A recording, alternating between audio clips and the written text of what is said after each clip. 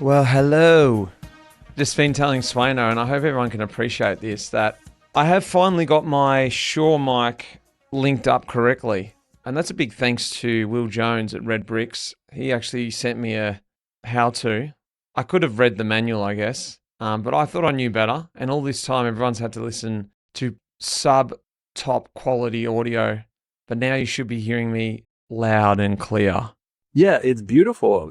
Are you telling me that all this time you could have just been using like Apple earplugs, Because that's what it sounded like. And I always thought, man, this guy looks so pro with that big boom arm coming in and headphones and the special room in the back with the display and everything. Yeah. Yeah, well, look, I think it was slightly better than that. I still had it linked up somehow, but not to its full quality. So, look, let's get everyone in. Welcome, everyone. We're back again. We're back for Chronicles. This is season 3, the Life on the Peloton Chronicles, where we talk about everything under the sun, but we somehow bring it back to our true love, and everyone's true love listening to this is cycling, the sport on two wheels. And we've had a bit of an off season. I can see Swaino's been in a good paddock. Myself, I've been eating out of that paddock as well. So as Ian Boswell told me, I was just with Bos at Adelaide, our nickname being the Digger and the Doughboy, me being the Digger, him being the Doughboy. Nothing to do with anything except for the reference to World War I when the Australian diggers met the American doughboys because of their uniform. And Bos calls me the Doughboy these days. He goes, mate, you should be called the Doughboy, stacked on a few kegs. So I did hear that, Saf. I was a bit surprised, because Ian's like one of those guys, I think, whose weight probably has never fluctuated from the time he, grew to a man. And it was pretty easy to call that out, not unlike us bigger bone fellas. It's, Exactly. You kind of have your blowouts and then you gotta trim it up a little bit, So I feel for you, bud. Yeah. Getting called names like that, it's not nice. You know what? It was, it put a bee in my bonnet, or put a bit of a fan on the fire, because I went out for a ride just before this. Actually, almost missed our appointment, and so we're really going off on a tangent to start things up. But I was coming back, and there's a bit of a slight uphill drag back into Lancefield. It's like 2K, and it sort of ends you when you're trying to come home. It's like probably 3% on a big main road. It's that 2K. If you've got to do it, it's a road. There's no other way back. And I was like, I had 20 minutes to come back, have a shower, get back down to the studio. I was thinking, I'm going to have to time trial this bit. And just as I came along there, this grader, they were grading the road there, pulled out in front of me. I was like, it's just the old times. And I jumped on the back and motor paced in, gave him the thumbs up as he turned off. He gave me a little toot. So he knew I was on the back, and I was back in the old times. I was motor pacing. So watch out, Boz. The Doughboy's coming for you. Just getting pulled up those 3% grades behind the grader, doing like 20K an hour. I was on 2.2s on my gravel bike. I've converted. Oh, wow. Big boy tires on, and I got was off flying. Those 33Cs? They're big boys, yeah. I have a quick story I don't think I've ever told. But back in the day when I first learned about motor pacing, this is classic me, just thinking I, got the whole world figured out. I was riding out in my kind of, where I grew up, Langley, and kind of on the back roads there. Like you, I had to take this kind of long semi-highway back because I had to get back for something. I can't remember what it was, but I found this concrete truck. He was just going like the perfect speed, like 50K an hour. Did he pass you or did he pull out? No, so I kind of got behind him at a stop sign. Yeah, nice. And he they got to run through the gears, so it takes a long time to kind of get up to speed. Well, anyways, I'm just sitting in that draft, like having a good old time, thinking how the Ks are just ticking by, There's like this little hopper right on the back, this kind of thing where they use, to pour the concrete through, and got a little extra little trailer almost. So I'm just like tucked in on that. And we're out on like farm roads, right? So it's not like, if you kind of just keep your wits about you and kind of peek around, like if a stop sign's coming, but you can hear the truck kind of doing its thing, like the air brakes and the deceleration through the gearing and stuff like that. Kind of have that feeling. But anyways, we're going along 50, 55K an hour, and he just spikes on the brakes. Like full lockup. I don't know what it was. To this day, I don't know what it was. But Do you reckon it was to get rid of you? I could be, like, because he probably saw me like kind of peeking around and he thought he'd teach this guy a lesson. Mm. But so this is also a problem for me because I wasn't wearing a helmet. And I nailed like straight into the back of this hopper kind of cement mixer thing. Immediately like hit my head on this like chunk of steel there, you know? Huge gash in my head. And then I'm just like skidding across the, at first you kind of like unclip and you're like doing the full slide on like carbon soles and into like a running man, into a tumble. And like there was like some cars behind me and they're just like stopped in the road, like scarred, like what the hell just happened, you know? And I'm like full bleeding, like just all over the face, right? Did he drive off? Yeah, he just kept going the truck because I don't know if he saw the shrapnel behind him. Or he did and he was happy with his work. Yeah, he was probably like, yes. So anyways, blood all over the face. This guy gets out. He's like, holy shit, man. He's like looking at me, you okay? And like, I'm an idiot. I'm an idiot with that stuff. So I'm like, I'm okay. And like, I'm just trying to hold the pieces together, you know, to like kind of calm the blood down a bit. And I'm like getting my bike, like I'm going to get going. And the guy was just like, oh, you should go to the hospital, eh? And I'm just like, yeah, I'll go. And I kept riding home and it was like, so it started like crusting up a bit, which was good, I thought. But then as soon as like I hit like a grade or like any kind of thing where the heart ran over like 140, it just started like pumping out again. So anyways, yeah, I remember getting home and just being like, oh yeah, you really fucked. Yeah.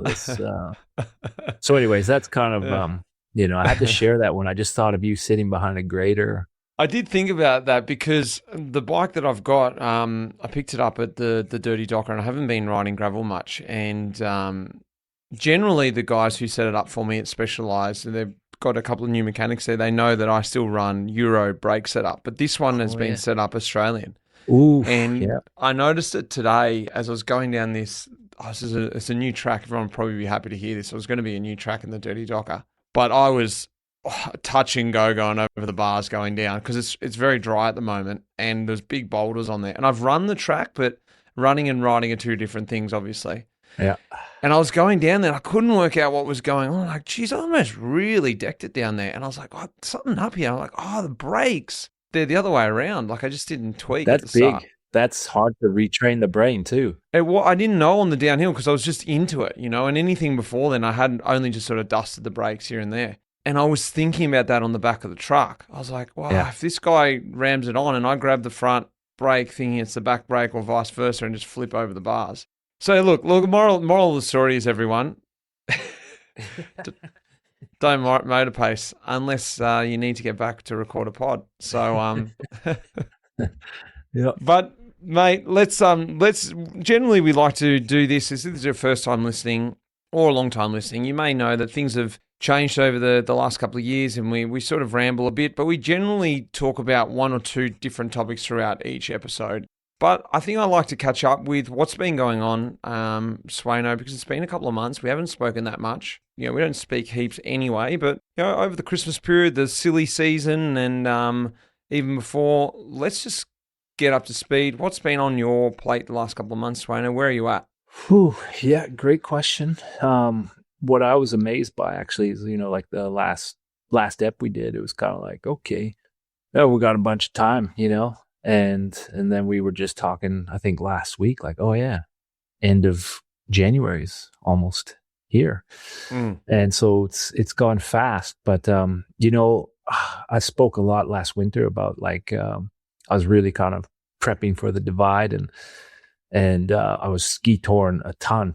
And this winter has been absolute rubbish here for the snowfall, which is insane. Like it's like I've talked to guys who've been here like, their whole lives and they've never seen it like this. So it's shocking, Is it just lack of snow or is it like crappy snow? What makes a bad season? Yeah. So for example, like there's really like light snowfall through December. And then right towards the end of December into early January, we had this like rainfall prior to this high pressure system come through. So basically like nuked rain all in the high country. And then this crazy high pressure rolls in, and you have like minus 15, minus 20 up there in the high country. And so what it makes is like this either punchable crust or just like rock hard ice. And then it was like, it's been the whole month of January like that. Good for Super G, is it? Yeah.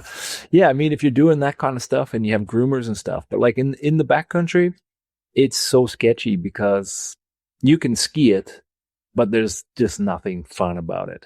So, I'm not sitting here going, oh, my life is so hard, but it just kind of makes you shift your activities and what you're doing. And it's crazy because I've been riding my bike more than ever this winter. I never ride from basically mid-October till March, just because like it's just snow, And now like I just have the studdeds on the mountain bike and wow. Been like going up like logging roads and it's crazy. You can ride like way up high because that ground just froze. So like earlier, if guys had gone through on a snowmobile, that track has just become like rock hard, and so it's just like riding on the solid ground. And so yeah, I've just kind of like shifted up the activities a bit, Tell us what it's like riding on studs. It's very hard to imagine here in Australia riding on studded tires, and I guess the necessity is because it's ice and you just be sliding around. Is that right? So once you got the studs in, you're riding on like just hard packed ice. Yeah, so it's incredible because it kind of blows your mind. Like you'll be on that black ice and you're actually hooking up. Now you wouldn't want to like go hard into a corner and like jam the brakes or something, like lean it over. But like it's incredible how well they hook up. The only time things get a bit sketchy is when you're on like, when there's like an ice pack underneath and then there's like fresh wet snow, but enough to kind of throw you off camber and kind of like throw the bike around a bit. That's kind of the only time you'll really crash, or like if you just hit like really deep snow or whatever. But it's pretty amazing. Like it's really far better than you would ever think, You can't obviously ride on road, or you can for a period. Oh yeah. Like I would say like you could, I mean, yeah, people ride them on concrete, no problem. Like they're just normal pretty much because they're just like embedded into the tread. So it's like mostly the rubber is touching rather than the stud. And the stud's like carbide. So it's like really hard to wear it out. It's like, that's like carbide's like the hardest steel, Right. So like you get a lot of kilometers out of them before you would ever wear it out. Pretty much you would wear through the tire at the same time. Right. It's pretty cool. And so like I have a fat bike and then like mountain bike. So you have like like a 2.5 inch tire and then like a 4.5 or 4.5 tire, right? Yeah. And so the one is like you get better float. Like if the snow's quite soft, you run like 5 to 10 psi on the like fat bike studded tire, and you can like really, it's pretty fun. Well, the Doughboy, Ian, he does a fair bit of fat biking in Vermont where he is. I bet. So, yeah. They've had a hell of a winter over there. So he would have been, I don't know if he's into like the winter sports, but Oz would have been a treat because they've been getting like crazy snow out there. He said that they do a lot of skating. He's got his own pond in the back, and also there's a local, I don't know if it was a lake or a big body of water, let's say that, where they clear it with machines and make like a big sort of route where everyone can skate around it. Nice. Which sounds fun. Yeah. Well, the other thing I wanted to mention too, Mitch, I've actually, just getting into like what it is doing in the winter is like I've struggled without like an objective, like a really clear objective. Like last year was so easy. And as much as I love like winter stuff, I usually struggle in the winter. Just, I think the low light cycles, like the short days. I'm someone who really loves the sun, as you know, and it can get pretty gloomy, And then I think last year, like I really had that kind of objective, always like keeping you going, So like I struggled that first bit of the year until I started just like getting my shit together and kind of like just focusing on a lot of the stuff that, because it's easy to kind of get down or whatever that time of the year. And meanwhile, I have so many things I can be doing, right? And sometimes that single-minded objective is great, but it kind of takes you away from doing all of those other things, right?